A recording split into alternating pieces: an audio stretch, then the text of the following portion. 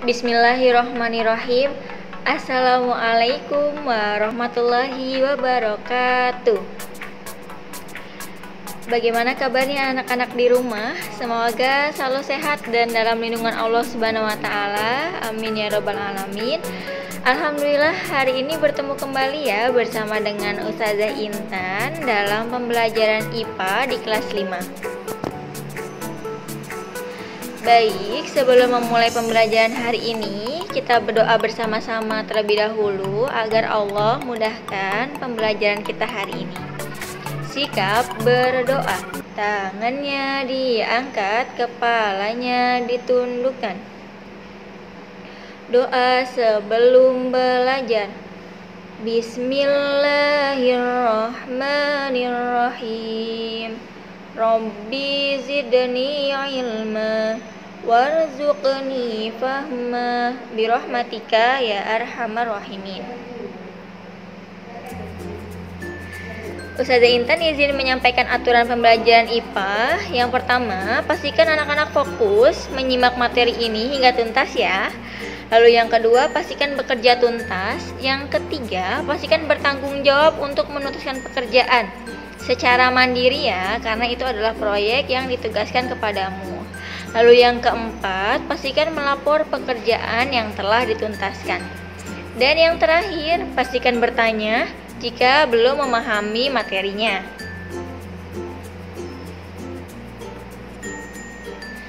Baik, hari ini kita akan belajar tentang keseimbangan ekosistem. Sebelumnya ada sebuah lagu tema tentang keseimbangan ekosistem. Nadanya lagu Selamat Ulang Tahun dari Jamrud.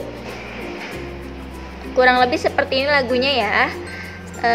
Yang tahu lagunya boleh ikut bernyanyi bersama di rumah. 1, 2, 3. Hari ini hari yang spesial. Kita akan belajar keseimbangan pada ekosistem. Keseimbangan ekosistem kita ditandai dengan tidak putusnya sebuah rantai makanan. Faktor yang jadi sebab terganggunya keseimbangan lingkungan itu terdapat dua di antaranya. Bencana alam seperti tsunami, gunung meletus, banjir, gempa, dan juga tanah longsor. Dan yang kedua, karena ulah manusia buang limbah sembarangan. Nah, itu kurang lebih lagu tema kita pekan ini tentang keseimbangan ekosistem.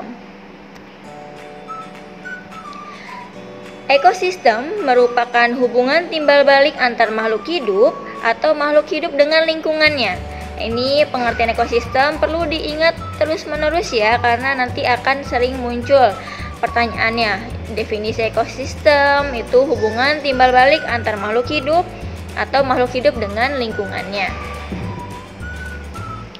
Selanjutnya, keseimbangan ekosistem merupakan kondisi ketika interaksi antar komponen penyusun ekosistemnya berlangsung seimbang dan ditandai dengan terdapatnya aliran rantai makanan yang tidak terputus di dalamnya. Ekosistem akan seimbang jika jumlah produsen lebih besar atau lebih banyak dari jumlah konsumen satu, jumlah konsumen satu lebih banyak dari jumlah konsumen dua, dan begitu seterusnya. Nah, lalu bagaimana jika kondisinya produsennya berkurang? Maka itu akan mempengaruhi urutan rantai makanan yang berikutnya atau punahnya hewan yang mengkonsumsi tumbuhan tersebut. Selanjutnya, faktor penyebab terganggunya keseimbangan ekosistem. Yang pertama, bencana alam. Yang kedua, kegiatan manusia. Dan yang ketiga, pemanfaatan hewan tumbuhan oleh manusia atau eksploitasi. Yang pertama, faktor bencana alam, misalnya banjir, kemudian gempa bumi, lalu tanah longsor, tsunami, dan gunung meletus. Nah, faktor ini menyebabkan perubahan pada ekosistem yang nantinya juga akan mempengaruhi keseimbangan ekosistemnya. Selanjutnya, kegiatan manusia. Kalau ini berarti ada pengaruh dari kegiatan manusia tersebut. Jadi ada tujuan dari kegiatan manusia tersebut yang dapat mempengaruhi ekosistemnya. Misalnya di sini ada penebangan hutan dan pembakaran hutan secara liar. Nah, ini kan berarti eksploitasi ya, eksploitasi secara berlebihan. Selanjutnya, pembuangan sampah atau limbah. Sering kita temukan sudah banyak sekali sekarang sungai-sungai atau muara sungai yang di sana justru banyak terdapat tumpukan sampah.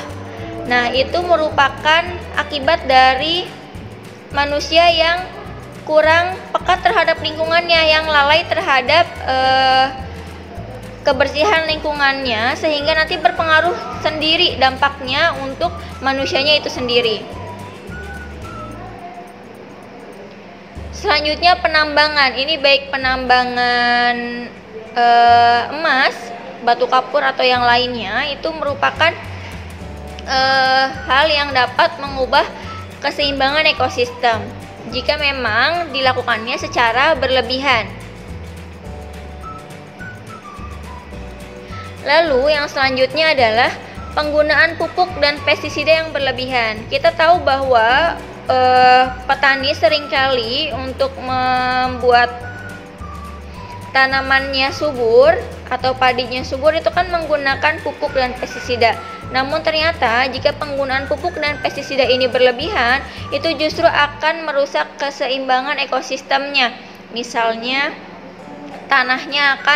struktur tanahnya akan berubah, lalu akan banyak zat kimia di sana, karena pestisida itu kita tahu ya terdapat zat kimia di dalamnya.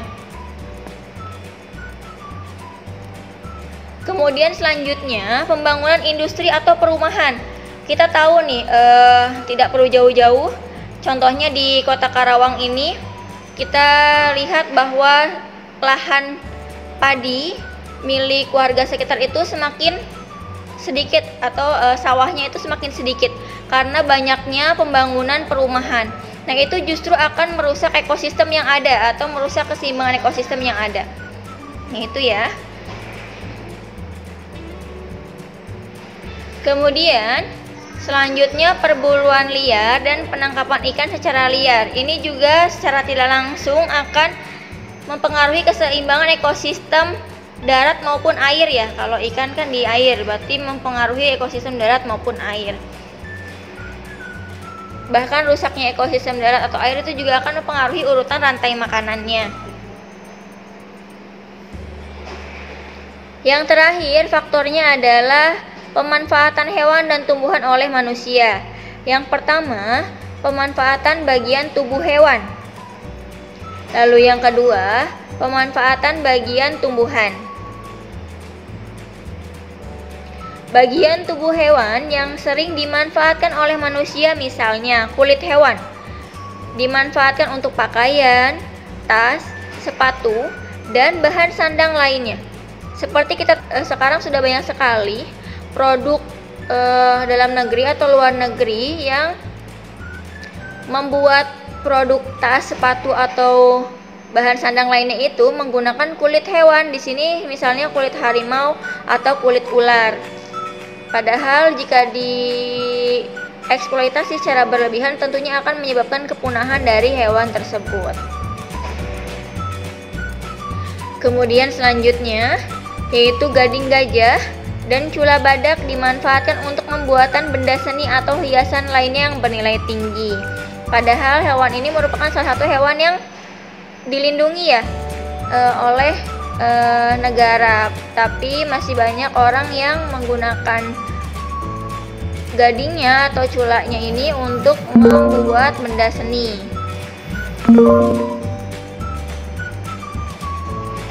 Selanjutnya, rambut hewan mamalia tertentu dimanfaatkan untuk pembuatan mantel. Ini biasanya di luar negeri ya, banyak dibuat sebuah mantel karena wilayahnya yang dingin, iklimnya yang dingin, sehingga banyak sekali eksploitasi hewan mamalia yang kulitnya itu atau rambutnya itu digunakan untuk membuat mantel atau jaket. Kemudian selanjutnya, bulu hewan aves dimanfaatkan untuk pembuatan kemoceng atau benda seni bernilai tinggi. Ini contohnya adalah bulu aves cendrawasih ya. Itu digunakan untuk membuat hiasan atau semacam topi di masyarakat sana.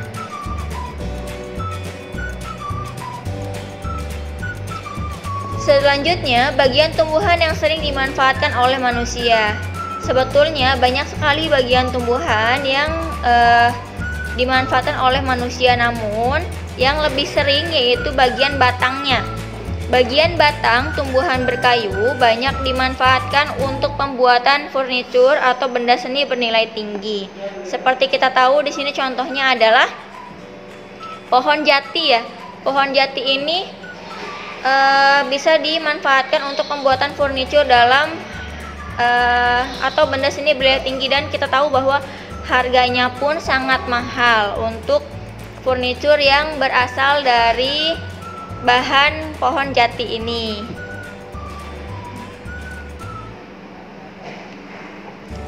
Lalu, bagaimana caranya agar hal-hal yang tadi kita ketahui itu, faktor-faktor yang mempengaruhi tadi, dapat kita upayakan agar kita tetap bisa menjaga keseimbangan ekosistem kita atau mengurangi dampaknya dari apa yang sudah kita lakukan sebelumnya ya, seperti tadi yang sudah disebutkan. Nah, di sini ada upaya menjaga keseimbangan ekosistem.